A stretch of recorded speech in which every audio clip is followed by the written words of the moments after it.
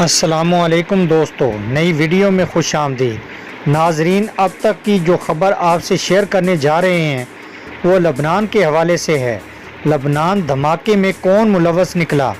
دشمن کو گھیرنے کی تیاری مکمل۔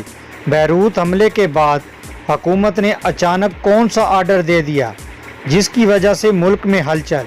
ویڈیو میں آگے بڑھنے سے پہلے آپ ہمارے چینل نیوز ہیڈ کو لائک، شیئر اور سبسکرائب کر لیں۔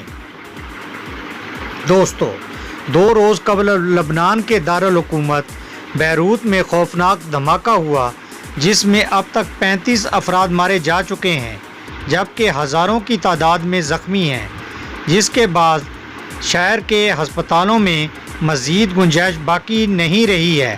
ریسکیو ٹیمیں تاحال ملبے تلے دبے لوگوں کو نکالنے کے لیے کوششیں جاری رکھے ہوئے ہیں، تاہم تحقیقات کا آغاز بھی کر دیا گیا ہے۔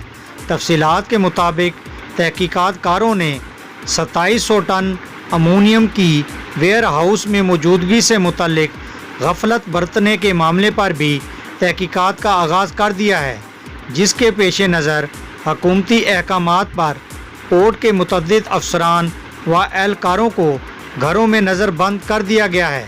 دوستو، بیروت میں ہونے والے دھماکے کی وجوہات تاحال واضح نہیں ہو سکی ہیں، لیکن حکام اس دھماکے کو 2700 ٹن ایمونیم نائٹریٹ کے ساتھ جوڑ رہے ہیں، جو کہ 6 سال سے بندرگاہ پر واقع ویئر ہاؤس میں سٹور کیا گیا تھا۔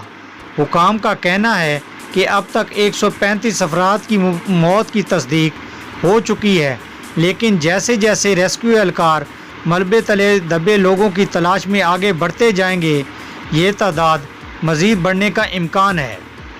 دوستو، بیروت میں دھماکے کے لیے تقریباً 3 لاکھ افراد بے گھر ہو گئے ہیں، جبکہ بیروت کے گورنر کا کہنا ہے کہ دھماکے سے ممکنہ طور پر 10 سے 15 بلین ڈالر تک کا نقصان ہوا ہے۔ لبنان کی کابینہ نے دارالحکومت میں 2 ہفتے کے لیے ایمرجنسی نافذ کر دی ہے اور شہر کی سیکورٹی کا نظام فوج کے حوالے کر دیا ہے۔ دوستو، یہ تھی اب تک کی بریکنگ نیوز بیروت لبنان کے حوالے سے۔ ملتے ہیں نئی ویڈیو میں، تب تک اللہ حافظ۔